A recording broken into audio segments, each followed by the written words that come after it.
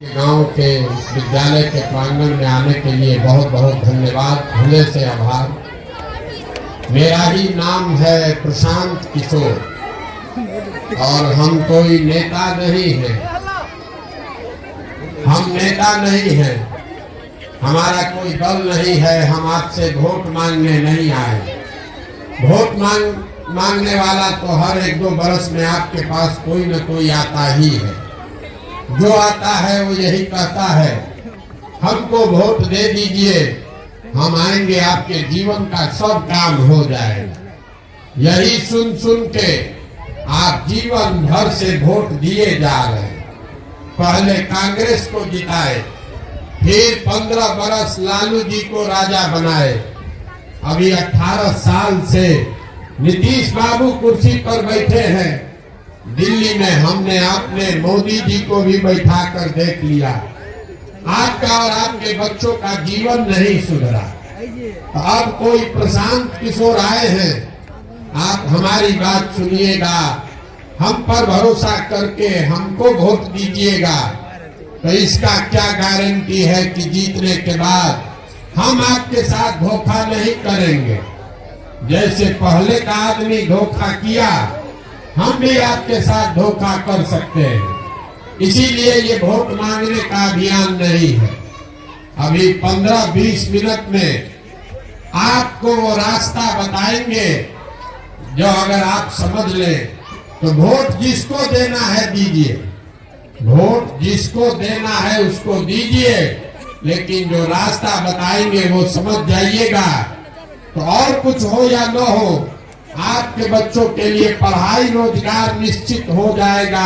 आपका गरीबी से निकलने का रास्ता खुल जाएगा। अभी 15-20 मिनट में आप इस बात को सुनिए, समझिए, ठीक लगे तो अपनाइए और न ठीक लगे तो जैसे जिंदगी चल रहा है वैसे चलाइए। हमको आपसे कोई शिकवा शिकायत नहीं है। यहाँ हम आए हैं, अपनी बात रखेंगे। सुनना समझना आपका काम है। आप सुनिए या न सुनिए, अगले गांव की ओर आगे बढ़ेंगे।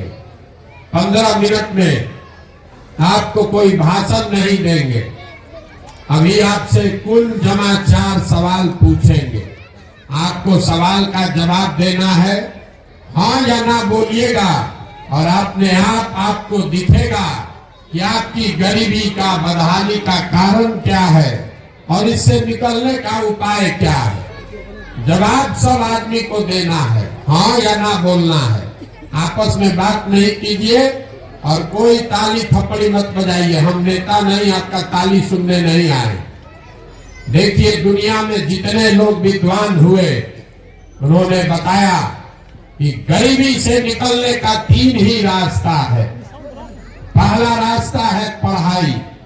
अगर आपका बाल बच्चा पढ़ लिख जाएगा, पढ़ लिख के नौकरी पा जाए तो आप गरीबी से निकल सकते हैं। दूसरा रास्ता है जमीन। अगर आप पढ़े लिखे नहीं हैं, आपके पास जमीन हो तो खेती किसानी करके भी आप अपना जीवन सुधार सकते हैं। और तीसरा रास्ता है पैसा, पूंजी। अगर आप पढ़े लिखे नहीं हैं, आपके पास जमीन भी नहीं है, लेकिन अगर पैसा हो, पूंजी हो, कोई कर्ज भी दे दे तो कोई न कोई छोटा मोटा रोजी रोजगार, व्यापार दुकान करके आप अपना जीवन सुधार सकते हैं। यही 3 रास्ता है, नौकरी, खेती और व्यापार। नौकरी करने के लिए पढ़ाई चाहिए, खेती करने के लिए जमीन चाहिए और व्यापार करने के लिए पूंजी चाहिए। अगर आप बिहार में ध्यान से देखिएगा तो आपको पता चलेगा कि यहाँ ज्यादातर लोगों के पास ये तीनों में तीनों चीज नहीं है। यहाँ जो गरीब है उसके बच्चे के पास पढ़ने का सुविधा है ही नहीं। तो जब आपका बच्चा पढ़ेगा ही नहीं तो आपका अनपढ़ बच्चा, उसको कोई डॉक्टर, इंजीनियर, कलेक्टर नहीं बना सकता है। उसको जीवन भर मजदूरी ही करना पड़ेगा। यहाँ खेती, इसलिए खेती से आपका जीवन नहीं सुधरा क्योंकि जितने लोग आप यहाँ बैठे हैं 100 में 60 आदमी आदमी के पास, बिहार में 100 में 7 आदमी के पास एक धूर जमीन है ही नहीं, तो खेती करेगा कैसे?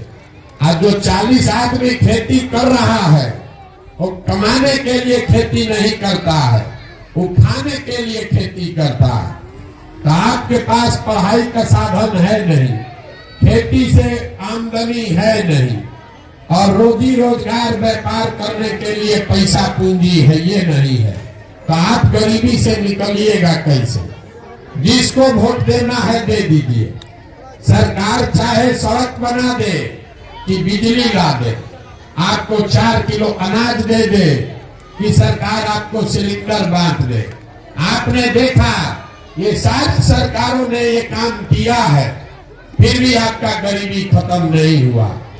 गरीबी खत्म तब होगा जब आपके बच्चों के पढ़ने का उपाय हो, जब आपके खेती से आपको आमदनी हो, और घर घर लोगों को रोजी रोजगार व्यापार करने के लिए पैसा पूंजी दिया जाए। तब आप कहिएगा भैया इतना बात तो ठीक है, ये तीनों काम होगा कैसे? यही आपको बताएंगे। आप रास्ता सीख जाइए, उसके बाद जो जीते जो हारे आपका जीवन सुधरेगा। अभी आपसे पहला सवाल पूछेंगे, हर आदमी को हाथ उठाकर बोलना है हाँ या ना। पहला चीज हमने आपको बताया, अगर गरीबी से निकलना है नौकरी चाहिए, नौकरी के लिए पढ़ाई चाहिए। तो जरा सोच के बताइए आपके गांव पंचायत में और कुछ हो